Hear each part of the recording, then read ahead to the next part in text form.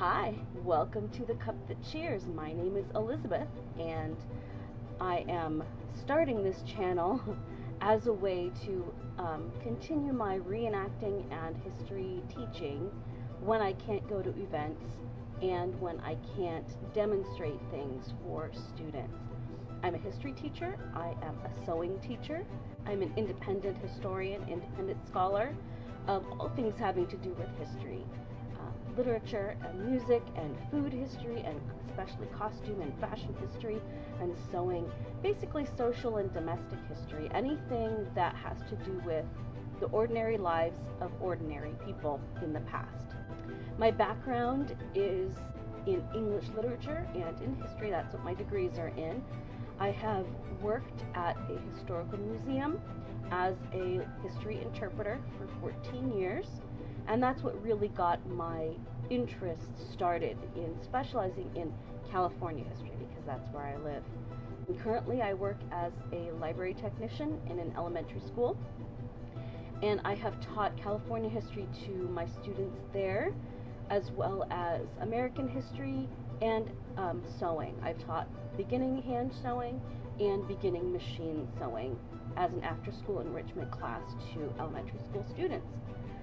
So I figured that with the lockdown happening and all teachers having to learn how to do remote learning, I would translate some of that into videos that would be available and accessible not only for elementary school students but for their teachers and for adults who are interested in the same topics.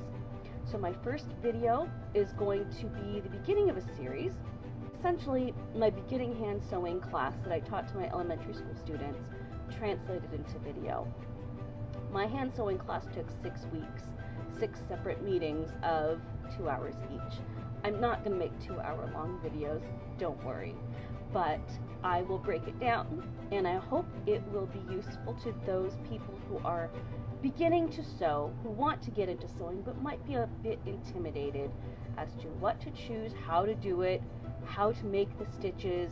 Do my stitches have to be the perfect size, the perfect look? Do they have to be perfectly straight right from the get-go? Well, the answer to that is no, they don't have to. But I'll go over that, and if I can teach elementary school students as young as 8 years old to learn how to sew, I'm pretty confident that what I can say and how I can say it will appeal to some other new sewers. Videos, like I said, will not only be sewing videos, there will be food history videos. I write a blog also called The Cup That Cheers. I've been writing that for several years now, almost 10 years. And I've had some requests for some of the sewing projects, costuming projects that I've done, and the historic recipes that I've recreated to be turned into videos. So that will be in the future as well. The first historical video that I will be doing will have to do with my research on California costume, or dress and costume in California before the gold rush. So I've been researching that for going on 20 years now, ever since I started working at the History Museum. I wanted to give tours in costume, so that meant I needed to know what people wore during the time period that the building where I was giving tours was being built and was occupied.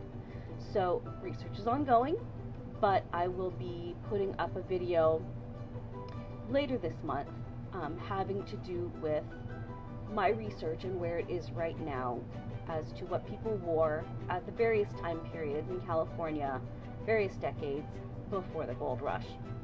So stay tuned. Please click the like button and subscribe if you like. I would love to have comments and suggestions down below the video. And I hope that this will be a beneficial time for you and an interesting time for you. And I apologize ahead of time for my lack of camera knowledge and sound knowledge and lighting knowledge and editing knowledge, because I didn't have training for that.